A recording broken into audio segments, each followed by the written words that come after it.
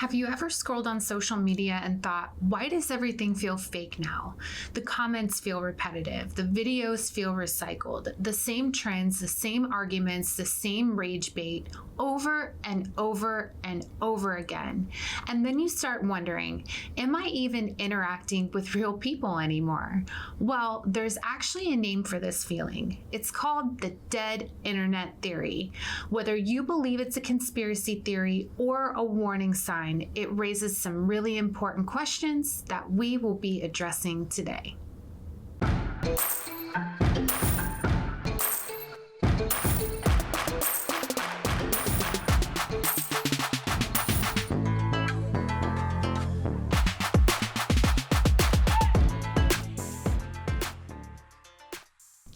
Lady bosses, are you working even after putting the kids to bed but still not getting results? Are you tired of spending money on ads that aren't getting engagement? Do you feel burdened that you aren't fulfilling your purpose in life because you are so consumed with work? I'm your host, Brooke Boltz. I'm an attorney and founder of Boltz Legal. I started my business and in 1 year was bringing in 7 figures and am now bringing in multi-7 figures. And I'm your co-host, Rachel Boltz, owner of Boltz Media. I've helped many businesses build their online presence and increase their revenue through digital marketing. Want to hear how we did it? We are here to help you achieve your goals personally, professionally, and spiritually. So kick off your high heels, sit back, and let's ignite that passion. We're Miss Biz, where we're putting the Miss in biz. Let's get biz done. The dead internet theory claims that somewhere around 2016 or 2017, the internet fundamentally changed. According to the theory, the internet is no longer primarily driven by real human interaction. Instead, it's increasingly dominated by bots, AI-generated content, algorithmic manipulation, engagement farming, and automated accounts talking to other automated accounts. In its most extreme form, the theory argues that most of what you see online, that includes comments, social media posts, trends, search results, and even entire websites, are artificially generated or strategically manipulated. Not necessarily to help you, but to keep you engaged because clicks make money, attention makes money, and in all honesty, outrage makes money. Do you have any personal experience of how maybe not necessarily outrage, but things that are controversial or like offer a different perspective can increase engagement or views? Oh, 100%. My most viewed videos are all controversial topics, all of them. And I finally cracked the code of how to get a viral video. And it's just talk about something controversial, because if people are worked up about it, they will comment, they will share. The people who agree with you will share. The people who don't will comment and you know, have it, make it fit. Everybody will either like or dislike it on the, you know, likes and emojis and things like that. So yeah, definitely you talk about something controversial, you will get more engagement for sure. How would you say it compares to like a normal post that you do? Oh, it's exponential. I'll say if I do just like a video, I'm Brooke Boltz with Boltz Legal, and here's a tip about the law. You know, I might get 500 views on Instagram. On Facebook, I would get more just because I have more of a following there. Maybe 1,000 on Facebook, especially if it's my business account. If it's my personal account, I generally get more views and engagement there. But if I were to do a controversial topic, I have 30,000 views on some of my videos. So it's just like 30 times, 60 times the views on those more controversial topics. It's crazy. But also too, like the thing is even though it gets more views and engagement, the question is, does that build my business? Not really. So it's like, what is your goal? If my goal is just to get views, then talking about controversial things is the way to do that. If your goal is to build your business, that's not necessarily going to help it. Well, it's increased visibility, and increased visibility can turn into business later on, especially if they decide to follow you or become like what we call your super fans. So might not be like an instant result, but it could be the beginning of nurturing some type of relationship or affiliation. So going back to the dead internet theory, the AI boom made it all feel real. Once tools like ChatGPT became mainstream, suddenly the internet got really weird. People started seeing AI generated articles, fake influencers, deep fake videos, endless low effort content farms. And some of it was bizarre, like those surreal shrimp Jesus Facebook images, random AI shrimp, which was random AI shrimp in religious scenes. And those were getting thousands of comments and shares for absolutely no reason. Have you seen those? The shrimp Jesus? I haven't seen that particular one, but I've seen different ones like that. Yeah, they're crazy. It's like Jesus with just like a bunch of shrimp arms, or like shrimp arms, shrimp legs. It's pure nonsense. But and like you would never imagine that people would look twice at these ridiculous images, but they are popular. I've seen the ones where like it's like a bowl of spaghetti and you can see Jesus in the bowl of spaghetti or something like that. But no, this was like legit pictures of Jesus with like his arms are a shrimp. So it's weird. So weird. It's weird. But, during that time, everybody kind of collectively asked themselves, what is happening? Yeah. So moving on to a separate conspiracy from reality, because while the extreme version of the theory is unproven, some parts are undeniably real. Reports now estimate that nearly half of internet traffic is non-human.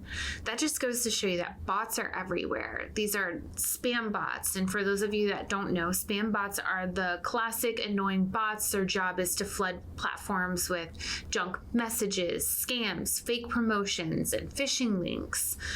So an example of this might be you won an iPhone. Then there's scrapper bots. They scan articles, prices, images, profiles, contact information. And basically what they do is they steal email addresses or clone entire websites automatically. They're also Google search crawlers. Google uses bots to index websites so they can appear in search results. Then there's fake engagement bots. I know we've talked about those on a couple of our episodes before, where it's very common to see them on social media. And their purpose is to artificially inflate popularity. They like posts, comments, follow accounts, share content, watch videos, all automatically. And I know most of us have seen this message in our inbox that says you post great content. And then you instantly get amazing, so true, love this.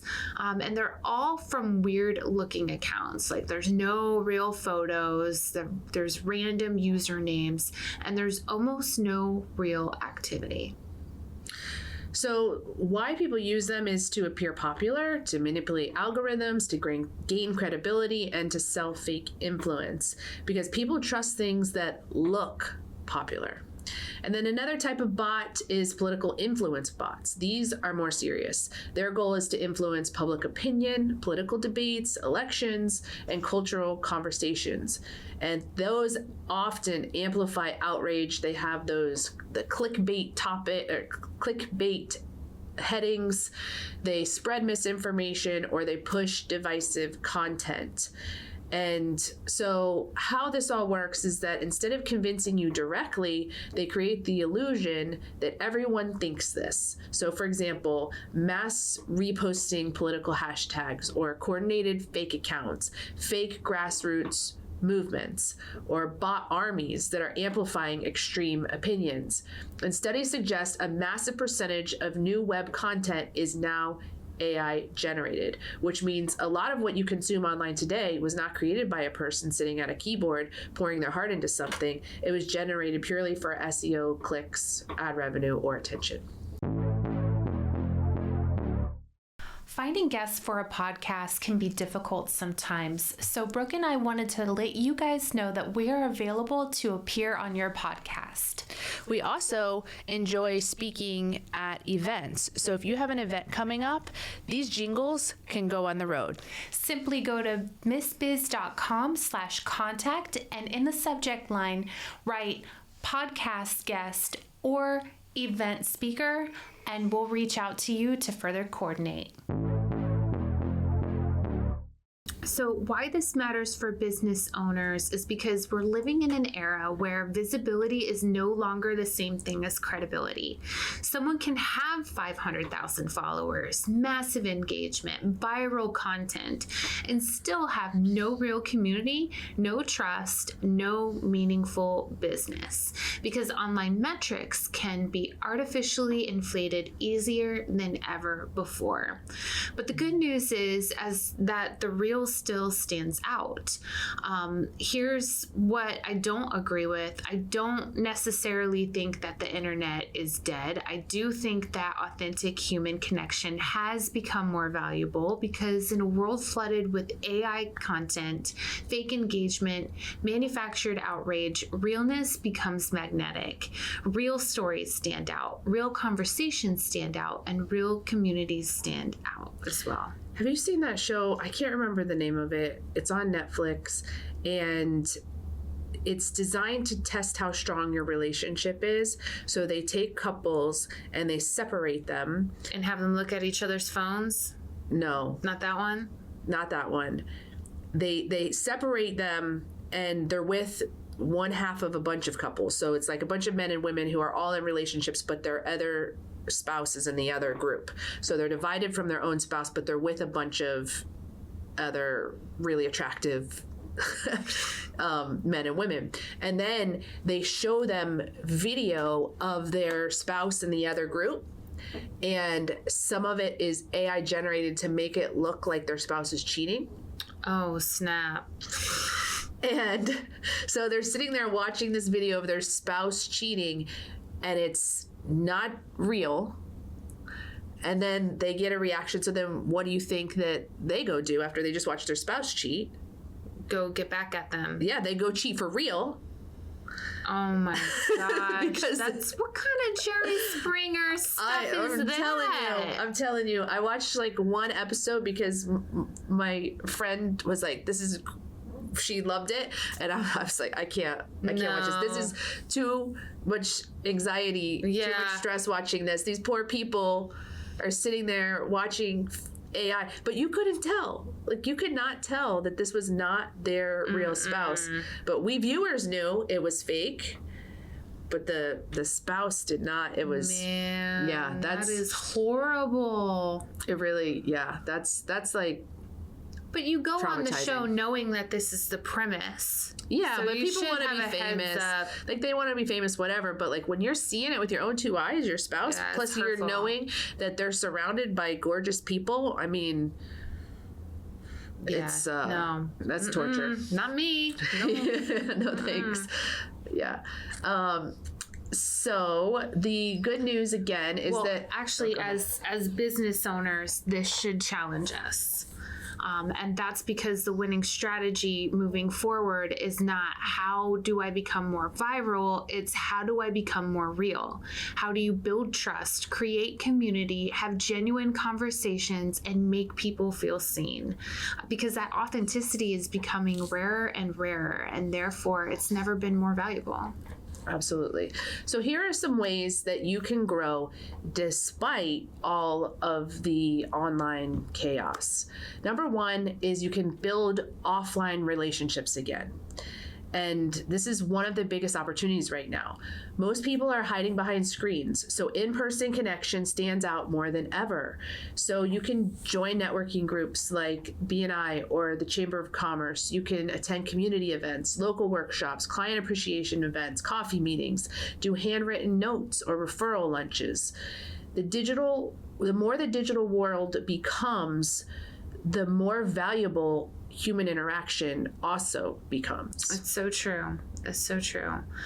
Just think about it in our lives now where, back in the day, we used to just pick up the phone when we wanted to talk to somebody, or we used to go over to their house when we wanted to spend time with them. And now we're sending text messages or we're doing video chats. So when you actually do get that opportunity to connect in person, human to human, it has such a stronger impact. Right. So the second is that you can use social media as a door, but not the house.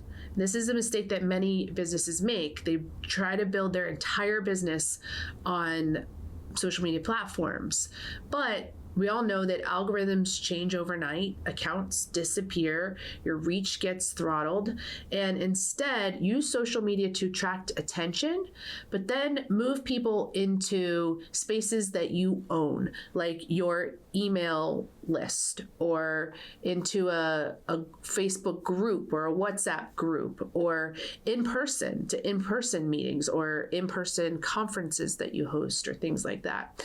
So you can build a text community, your email list, of course. You can have private memberships or CRM databases. You own those spaces. Nobody can change an algorithm and you lose your email list. Right. Number 3 is show your actual face. AI content is exploding, which means people crave proof of humanity. So some simple ways to do that are behind the scenes videos, candid moments, live video, storytelling, and showing imperfections. Because perfect polished content often performs worse than authentic content. And that is so true, because if people don't feel that it's genuine or it's real, then they think it's fake. And they're not going to pursue that avenue further, whether it's buying a product or conducting service with that person. Right. And it's hard to tell what's fake sometimes. So if people will make an assumption. My husband creates video games, and his artwork is really good, and he hires artists to do it, but he is accused all the time of using AI generated artwork, which is a big no-no in the video game industry. Yeah. It really inflames people. So, it's just that people are so conditioned when they see something that looks too good, or they see something that doesn't seem plausible, they just automatically assume that it's fake. So the more you can show yourself and your office and what you're doing, your day-to-day, the more trust you will build. It would be good for him to put some behind the scenes content online of, the artist actually drawing out the characters. He has a whole portfolio of every step of the art, because he gets accused of it so much that he immediately posts it, tags them over and over every time he gets accused of it, to say, nope, here you go, here you can see, or he emails it to them or whatever, because he has like the whole like workbook of start to finish of every art project now, because he has to prove it all the time. He gets accused of it like a lot. That's frustrating. Do you love the Miss Biz podcast? Because we love you. Here's 3 things you can do to show your support. 1, write us a review. Apple, Spotify, and Google My Business are the best platforms to write a review. 2, follow us on social media. Our handle is @MissBizPodcast. 3, join our Facebook group, Miss Biz Nation, for exclusive content and behind-the-scenes footage.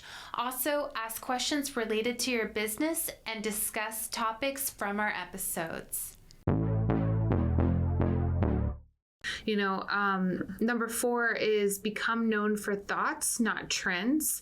So trend chasing content is becoming oversaturated. So instead, you want to build a reputation around ideas. You want to make sure that you're sharing opinions, lessons, experiences, frameworks, and stories, because people follow thinkers longer than trend repeaters. And this is kind of the difference between a sprint and a marathon. Mm-hmm. If you're just trying to get a lot of views, then follow the trends, because posts the trends. That's going to get you a lot of views right now. But if you want to have a long-term following of people who know, like, and trust you, then you're not going to probably get a huge amount of views or engagement on day one. But as you consistently post, as you're consistent and you're sharing those opinions and lessons, people start to like you as a personality, and that's a longer term fan base or customer base than just following the trends, which is very quick and not really sustainable long term. Yeah, it's going to be the difference between being like a one-hit wonder and being somebody who's known for something, because nobody is going to remember you as that person that did the booty shake in the kitchen. They're going to remember you for being that renegade against animal cruelty or whatever the case may be, whatever you make a name for yourself as. Then number 5 is double down on personal follow-up. This is huge right now. Most businesses automate everything. They outsource connection and they depersonalize communication. And while all of those tools are very helpful, it makes such a difference when someone gets an actual voice memo or a real check-in or a personalized gift or even a handwritten card. It really makes it feel unforgettable. I know last week, I got a handwritten card from somebody that I had met with the week before, and it really stood out to me because people don't do that anymore. Maybe years and years ago, that was like a standard norm, but I can say, like, within the past 6 years where I've been networking, I've maybe gotten 10 handwritten cards in the mail that entire time. Yeah, we did a whole episode on the power of the power notes because it's not done often, and it is it's more work and it takes time, but it really stands out because it shows that you took the time. Yeah. So 6 is build community, not just content. So content gets consumed. Community creates loyalty. So ask yourself, where are people interacting with each other, not just me? So examples could be masterminds, networking groups, private chats, membership communities, and local meetups. People stay where they feel connected. And so this was the idea behind Miss Biz Nation, our Facebook group, is that we wanted to have a place where our listeners could come and support each other, not just listen to the podcast and have, which doesn't allow for any connection with anybody. Right. So we understood the value of community as opposed to just putting out episodes. And that's why we created Miss Biz Nation. So if you're not a part of that yet, please come join us. It is a free Facebook group, Miss Biz Nation. Love the plug. Number 7 is focus on trust metrics, not vanity metrics. So the old internet rewarded followers, likes, and views. The future will reward trust, referrals, retention, and relationships. So ask yourself, would people recommend me in a room that I'm not in? That matters more than impressions. I like that question. Would people recommend me in a room that I'm not in? Yeah. I like that. That's a good question to contemplate. Number 8 is be more human than the algorithm. Algorithms reward outrage and speed, but humans reward empathy, honesty, consistency, humor, and vulnerability. The businesses that stand out will feel alive, personal, and emotionally real. And 9 is create long-form depth. So short-form content dominates feeds, but depth builds authority. That's why podcasts, newsletters, books, workshops, and long-form videos still create strong trust because real expertise cannot be faked forever. And finally, number 10, build a reputation off the internet. And this is underrated. Your reputation should exist in real life rooms, in communities, through referrals, through service, through impact, not just through ads or algorithms, because platforms can disappear, but your reputation compounds over time. Every happy client, tells their friends, tells their family, and it compounds over time. The longer you're building that good relationship, the longer you're building the good reputation, the greater your business grows. Yeah, I mean, there really is a lot of power in that human-to-human connection. When you ask some of the most successful business owners what their key to success is, they're going to say building relationships.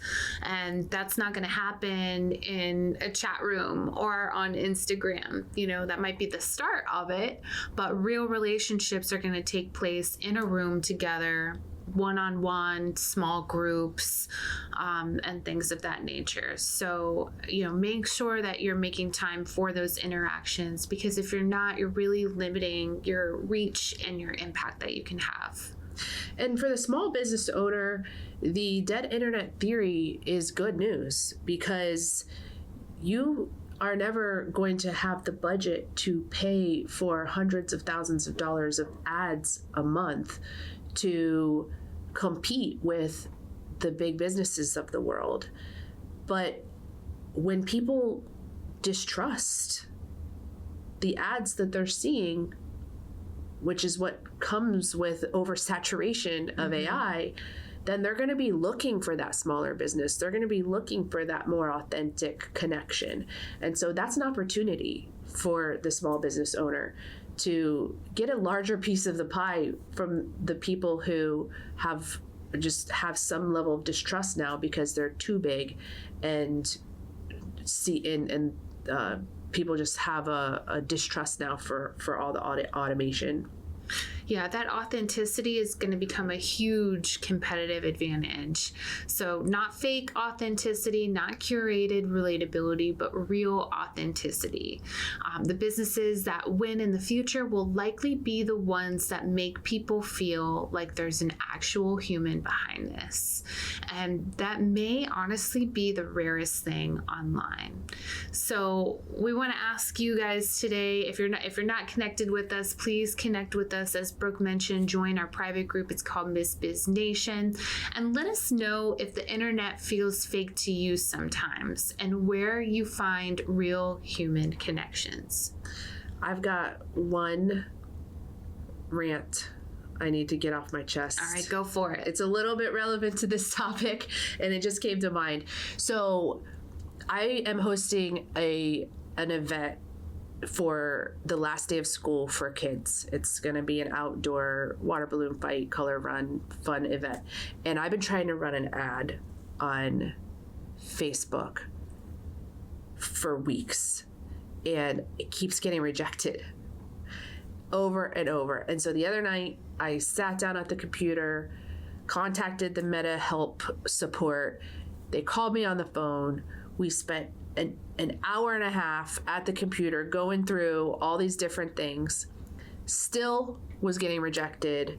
And the reason it was getting rejected is for discrimination. I kept saying discrimination. And I'm telling these people, it is an event for children. The video is me showing one of the toy dumplings. Like, there's nothing discriminatory about this video. And I'm like telling them, and they're like, okay, well, here's the next step to appeal and to, whatever. So we go through this over and over. It still gets rejected, but I get an answer as to what is discriminatory about it. And it's the fact that the post says Oviedo moms. What? Yes, because it says Oviedo moms, and then it says, RSVP for our event. But because it says Oviedo moms, that was discriminatory, because you're not allowed to call out a specific gender, and you're not allowed to call out a specific geographic area. So I was double discriminating. Oh my gosh. Because I said the city of Oviedo and the moms in Oviedo. No, you cannot say that. What in the world? In an ad. So I took that out. And it works? Well, no, they still haven't approved it. But if they come back and say it's discriminatory again, I'm going to... Ring their neck? Yeah, I'm going to do something. I don't know. But so, word to the wise. Don't put Oviedo moms. in your ad, it will get rejected and you will be frustrated. That's crazy. We appreciate you and are honored to be on this journey with you. We can't wait to help you, to encourage you, and show you how to grow personally, professionally, and spiritually. If you found Miss Biz helpful, please leave a review and share with others. You can follow us on social media at Miss Biz Podcast. For legal questions or services, please visit boltslegal.com. And for digital marketing needs, please visit boltsmedia.com. Let's get biz done.